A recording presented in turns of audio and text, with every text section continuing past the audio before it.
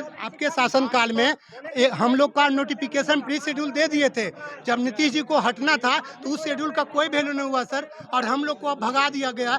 और एक सर हम लोग को नमस्कार, आप देख रहे हैं एनसीपी, मैं हूं विक्की गोयल। अभी हम लोग बीजेपी कार्यालय में हैं। बीजेपी कार्यालय में आज प्रेस कॉन्फ्रेंस रखा गया है। बिहार के तमाम सीटेड बीटेड क्वालिफाइड स्टूडेंटों का और बीजेपी के जो भी वरिष्ठ नेता होंगे, सारे लोग आज प्रेस कॉन्फ्रेंस रख रहे हैं। अब क्यों रख रहे हैं, इनसे हम आपको जो भी प्रेस कॉन्फ्रेंस में वार्ता होगी वो हम सुझाने का प्रयास करेंगे। लेकिन इससे पहले हम कुछ अभ्यर्थियों से जानने का प्रयास करेंगे कि आखिर क्या नौबत आ गई कि सरकार जो है यानी कि विपक्ष बीजेपी है, जो बिहार के बेरोजगार युवाओं के साथ प्रेस कॉन्फ्रेंस रख रही है, जिसमें हमारे साथ कुछ युवा हैं। हम बात करने का प्रयास करेंगे। भैया नाम क्या है? नितेश पांडे। आज प्रेस कॉन्फ्रेंस जो रखा गया है, इसका मकसद? देखिए, ये प्रेस कॉन्फ्रेंस हमारे लिए रखा गया है, हमारे बातों को पूरा देश के तमाम मीडिया तक पहुंचाने के लिए रखा गया है। और बिहार भाजपा की तरफ से पुरजोर समर्थन हम लोग का आंदोलन को करने के लिए रखा गया है। आज तक कोई भी विपक्षी दल स्पेशल शिक्षक अभ्यर्थी के लिए या कोई आंदोलनकारी के लिए प्रेस कॉन्फ्रेंस नहीं की थी। मतलब ये केवल व केवल भावी शिक्षकों के लिए प्रेस कॉन्फ्रेंस? बिल्कुल बिल्कुल बिल्कुल। चलिए, और भी हम कुछ युवा से बात करने का प्रयास करेंगे। भैया आप कहाँ से हैं? सीतामढ़ी से है।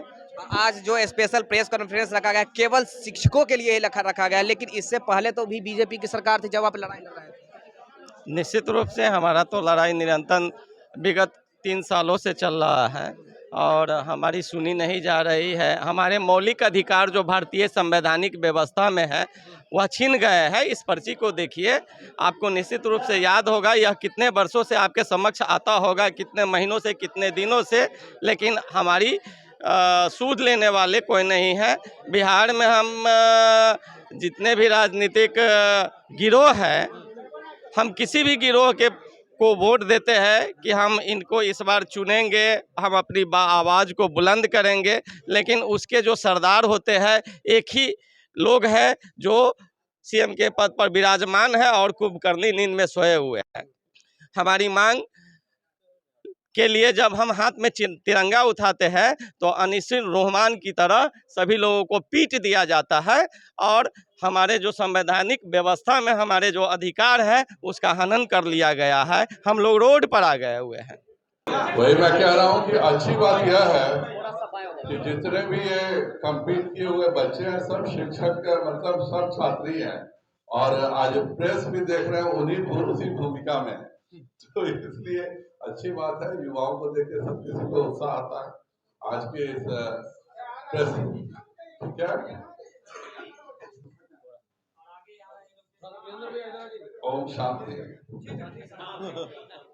आज के इस पत्रकार वार्ता में उपस्थित प्रदेश के उपाध्यक्ष सिद्धार्थ शंभू जी, हमारे मीडिया प्रभारी राकेश जी, अशोक भट्ट जी, राजू जी, यहाँ उपस्थित पत्रकार बंधुओं और हमारे सीटीईटी और बीटीईटी दोनों के पास किए हुए हमारे अभ्यर्थी भी सामने हैं।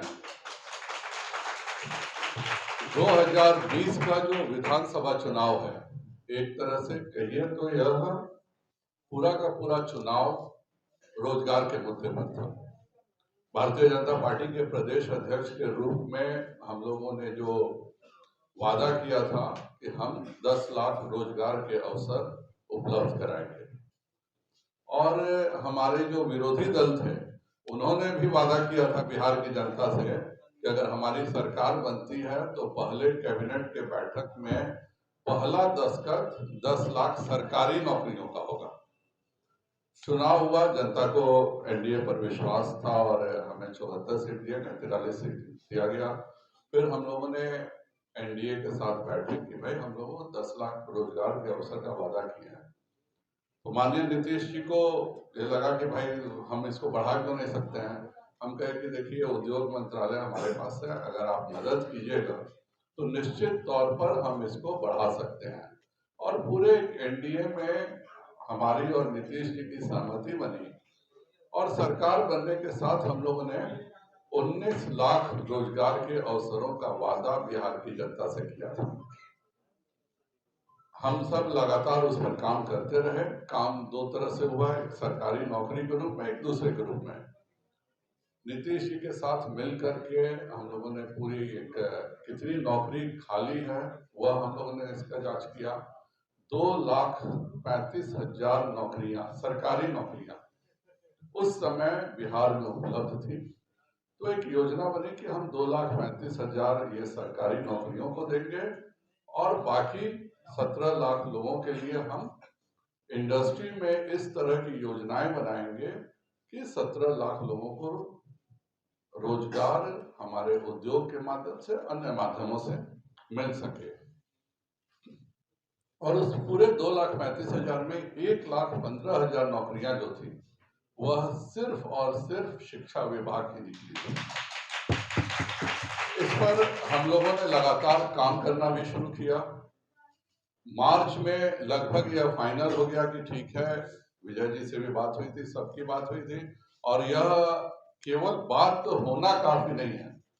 उस समय के तत्कालीन शिक्षा मंत्री जी ने सदन में यह आश्वासन दिया, और हम लोगों के बात के कारण नहीं दिया। हम लोगों ने जब यह निर्णय कर लिया कि हम 1,15,000 नौकरियां शिक्षकों की देंगे, तो बकायदा विजय चौधरी जी ने शिक्षा मंत्री के रूप में, और सबसे जो दिलचस्प बात यह है कि प्रश्नकर्ता वह व्यक्ति थे जो आज स्वयं शिक्षा मंत्री हैं, और उन्होंने यह प्रश्न, चंद्रशेखर जी ने यह प्रश्न किया शिक्षा मंत्री से कि क्या हुआ शिक्षकों का, और विजय चौधरी जी जदयू के और भाजपा के शिक्षा मंत्री के नाते उन्होंने वादा किया कि हमारे पास सीटीईटी और बीटीईटी के अभ्यर्थियों की एक बहुत बड़ी संख्या है और हम इन सबों को निश्चित तौर पे नौकरी देंगे। यह सदन में एनडीए के शिक्षा मंत्री के द्वारा दिया गया बयान है।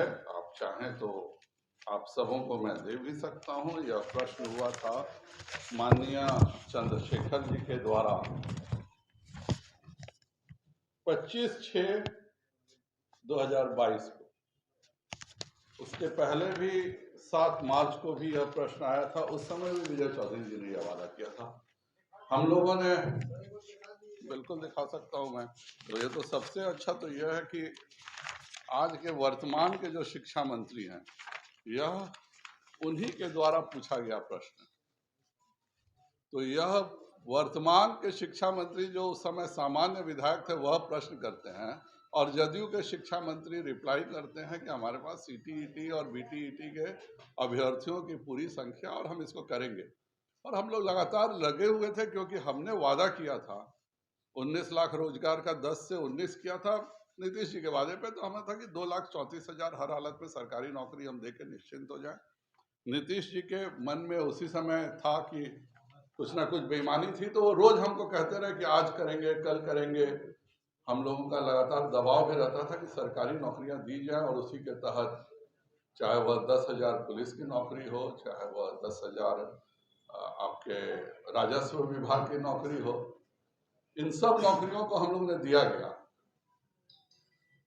सरकार बदलती है और आज तक 6 बार नौकरियों का मेला लगा है, और उन सब मेले में उन्हीं को दिया गया है जिनको पहले से नौकरी मिल चुकी थी। इतिहास में गांधी मैदान में पहला उदाहरण मिला होगा कि एक व्यक्ति 10,000 लोगों को नियुक्ति पत्र दिया जा रहा है। नियुक्ति पत्र का मतलब होता है कि आज से आप नौकरी शुरू कर रहे हैं, और आप पुलिस की बाकायदा वर्दी में आ करके नौकरी नियुक्ति पत्र लेने का ढोंग करते हैं, क्योंकि आपकी नियुक्ति तो पहले ही हो चुकी थी। तो हम लगातार फैन फेयर लगाना आजकल नया शुरू हुआ है। हम लोग 10-10 हजार करके 40,000 नौकरियां पहले बांटे हैं, अब वो 6 चरण में उन्हीं को दोबारा दिया जा रहा है। मेरा, हम लगातार इसकी बात करें कि भाई जो वादा हम सबों ने मिल के किया था, हम दोनों ने मिल के किया था, और आज जो दल, तीसरा दल जो सत्ता में है, वह तो वादा किया था कि पहले ही दिन 10 लाख नौकरी साइन करेंगे। हम लोग खुद नीतीश जी भी मजाक उड़ाते थे कि तुम्हारे बाबूजी क्या जेल से ला करके नौकरी देंगे 10 लाख। तो उस समय, आज जब साथ बैठे हैं तो अब तो नीतीश जी जानते हैं कि उनके बाबूजी कहां से ला के देंगे, तो उनको तो 10 लाख नौकरी सबसे पहले देना चाहिए। क्योंकि नीतीश जी तो बाकायदा सदन में पूछे थे कि तुम्हारे बाबूजी 10 लाख, हम लोग बोले कि 2,34,000 खाली है, 10 लाख नौकरी कहां से ला के दीजिएगा, तो बोले कि नकली नोट छाप के देंगे। ये सब नीतीश जी का वक्तव्य है, ये मेरा वक्तव्य नहीं है, और बाकायदा सदन में वक्तव्य है। तो भारतीय जनता पार्टी अपनी जिम्मेवारी से मुक्त नहीं हो सकती है, क्योंकि हमने, सरकार हमारी बनी थी, हमारी और एनडीए की, और इसलिए भाजपा ने यह निर्णय लिया है कि इस मुद्दे को अब भारतीय जनता पार्टी लेगी, क्योंकि आज तक जिन्होंने वादा किया था उन्होंने कुछ नहीं किया, और जिसने वादा किया था 10 लाख नौकरी देंगे, यार तुम्हारे पास तो सबसे बड़ा मौका है, कुछ भी नहीं करना है, सारी तैयारी कंप्लीट है, सेंट्रलाइज आप एक बार मॉनिटरिंग स्टार्ट कीजिए और जॉब दे दीजिए। और ये जॉब देते तो वाकई भाजपा को भी बोलने के लिए कुछ नहीं रहता, क्योंकि पहली बार एक ऐसी नौकरी मिलती जो इस सरकार की नौकरी थी। वरना आज तक आप लाखों रुपए टीवी चैनल्स को और अखबार पे खर्च करके जो 8 अगस्त के पहले की नौकरी है उसी को दे रहे हैं। तो मेरा सरकार से एक जिम्मेदार विपक्ष के नाते रहेगा अनुरोध कि इस मुद्दे को अब भाजपा खुद लेने जा रही है, और 13 दिसंबर से जो विधानसभा है, भारतीय जनता पार्टी अगर इसका निदान 13 दिसंबर तक नहीं निकाला गया तो किसी कीमत पर हम सदन नहीं चलने देंगे, और दोनों को जवाब देना होगा कि किस नाते आपने 10 लाख नौकरी का वादा किया था, आप 10 लाख मत दो, हम भी जानते हैं झूठ बोले थे तुम, हम लोग कोई आश्चर्य नहीं है, लेकिन जो मिला हुआ है उसको तो दो कम से कम आप। तो इसके लिए भी हम लगातार करेंगे, हर हालत में यह नौकरी मिलनी चाहिए। और मैं आज भी निवेदन कर रहा हूं कि हमारा, आपका या किसी का भी राजनीतिक विवाद हो सकता है, लेकिन बिहार के विकास को लेकर के कोई विवाद नहीं है। आज तक आपने 4 महीने बीतने के बाद एक नौकरी नहीं दी है। कम से कम इन सीटीईटी और बीटीईटी के बच्चों को नौकरी देकर पहले नौकरी की तो शुरुआत करें। 10 लाख का हिसाब आपसे बाद में पूछेंगे, यह करें, और हर हालत में हम विधानसभा में इसके निर्णायक स्थिति करने के बाद ही विधानसभा शांति से चलेगी।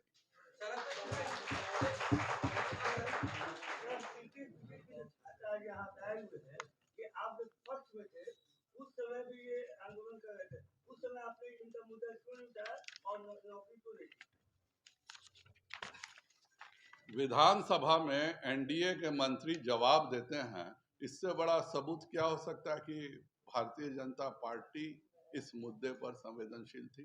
आप अगर विधानसभा में आश्वासन देकर नहीं करते हैं तो आप पर प्रिविलेज मोशन बुक होता है, और विजय चौधरी जी ने अगर एनडीए रहते हुए इस बात का वादा सदन में किया था तो जाहिर बात है कि यह मुद्दा, क्योंकि हम सरकारी दल में रहते हैं तो हम इसको सड़क पर नहीं कर सकते, लेकिन अगर यह एनडीए में नहीं हुआ होता यह मुद्दा तय, तो किस नाते विजय चौधरी जी इन लोगों को विधानसभा में लिखित में और बोल करके आश्वासन देते हैं। ये सरकार में दी गई नौकरी को आज जो नियुक्ति पत्र बांटा जा रहा है, क्या संदेश महागठबंधन के द्वारा किया जा रहा है? तेजस्वी जी जानते हैं कि वह 10 लाख का झूठ बोले थे, उनको भी उम्मीद नहीं थी, तो उन्होंने कम से कम युवाओं को बरगलाने के लिए दिया था। हम वह विवाद राजनीतिक विवाद है, वह राजनीतिक रूप से निपटेंगे, लेकिन जो 2,34,000 सरकारी नौकरियां और उसी के ये जो 30,000 नौकरियां बांटी गई हैं उसी का एक हिस्सा है, वह हम सब पहले दे दिए थे और दोनों ने मिलकर दिया था, और उसी को दोबारा तेजस्वी जी के पास दिखाने के लिए किया जा रहा है। एक चूंकि दोनों दल का आपस में विलय होना है, माननीय नीतीश जी को जाना है आश्रम में, जाके राजद के नेताओं को ट्रेनिंग देनी है, तो उसको देने से पहले वह तेजस्वी जी को सभी पुराने नौकरियों का चेहरा दिखा दे रहे हैं कि देखो 2020 के बाद इनको हमने भाजपा के साथ नौकरी दिया था, आप भी इनसे जान पहचान कर लो।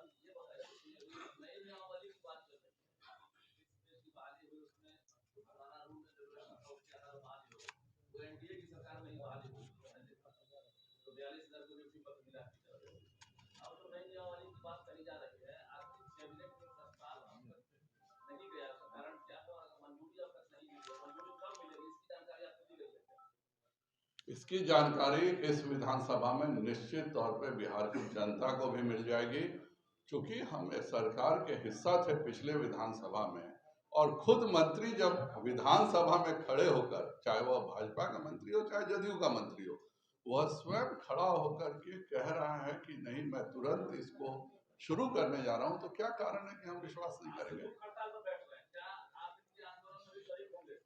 बच्चों को मैं यही कहूंगा कि हम लोगों ने भी इस मुद्दे को लिया है, हमें भी थोड़ा सा समय दें और इनकी मांग हर जगह हम साथ देंगे। और मैं तो पुनः तेजस्वी जी से हाथ जोड़ के रिक्वेस्ट करूंगा कि आपने 10 लाख नौकरियों का जो वादा किया था, इन बच्चों को नौकरी दीजिए। हम भी आपको धन्यवाद देंगे कि कम से कम आपके 10 लाख की संख्या घट करके 8,85,000 हो जाएगी। 1,15,000 तो वाकई आपके पास बोलने को हो जाएगा। वो भी आप नहीं कर रहे हैं, यह हमारे समझ से परे है। वो 2,35,000 नौकरियां दे दें जो एनडीए के समय ऑलरेडी फाइनल था, नीतीश से वादा था। उसके बाद हम बाकी 7,65,000 के लिए तो हम उनको हर जगह कटघरे में काट लेंगे।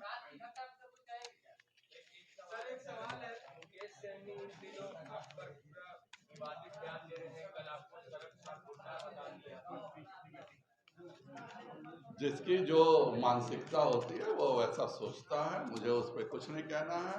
लेकिन आप उप मुख्यमंत्रियों का भवन खाली करने के बारे में बोल रहे हैं। उप मुख्यमंत्रियों को जिस घर में, पूर्व उप मुख्यमंत्रियों को जिस घर में जाना है, आप बिना उसके व्यवस्था के बोल रहे हैं। और वही अगर आप पता करें, मैं किसी व्यक्ति की बात नहीं कर रहा हूँ, राजद के प्रदेश अध्यक्ष कहाँ रहते हैं बताए, किस नाते वो रहते हैं। जदयू के प्रदेश अध्यक्ष किस नाते रहते हैं। आपके इन सब को क्यों मकान दिया गया, एक व्यक्ति की बात नहीं है। लेकिन नीतीश कुमार जी भवनों का प्रयोग अपने सुविधा से करते हैं। खुद ही जब आरसीपी मंत्री थे तब उनको किस नाते दिया था आप नहीं बता सकते हैं। लेकिन आपके उससे सूट नहीं किया तो 1 घंटे में आपने आरसीपी का सामान फेंक दिया। तो यह जो सरकार का विधानसभा का भवन जो है, यह नीतीश कुमार जी ने अपनी व्यक्तिगत जागीर बना ली है और उस हिसाब से दे रहे हैं। यह सरासर गलत है। हो गया।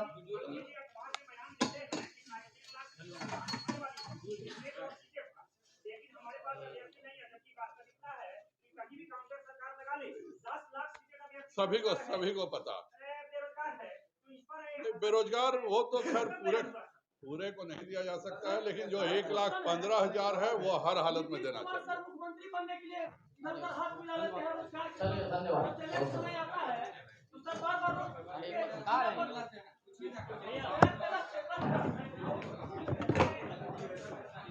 भैया भैया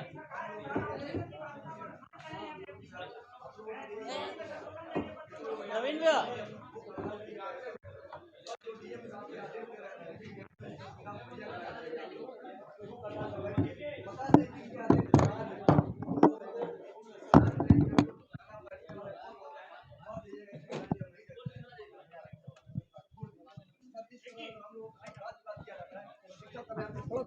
जाने दीजिए।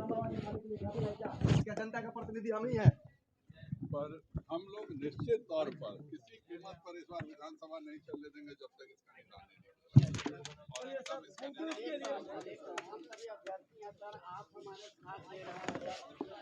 हम पहले भी साथ दे रहे थे।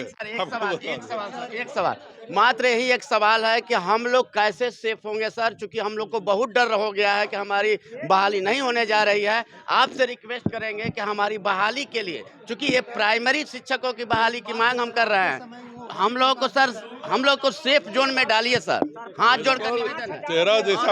13 दिसंबर से विधानसभा शुरू होने दीजिए, आपको आपकी बात का जवाब। आपके शासनकाल में हम लोग का नोटिफिकेशन प्री शेड्यूल दे दिए थे।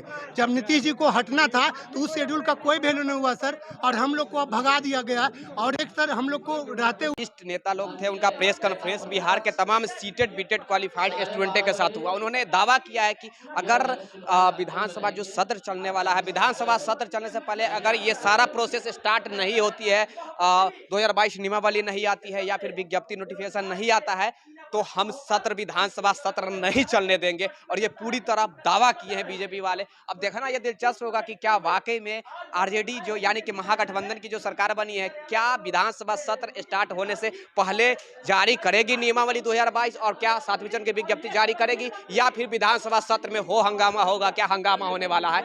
आप बने हुए रहिएगा एनसीपी और जागो बिहार के साथ। मैं आपका दोस्त विक्की गोयल रिपोर्टर। आज हमारे साथ कैमरामैन के रूप में है राजेश राज जी। धन्यवाद।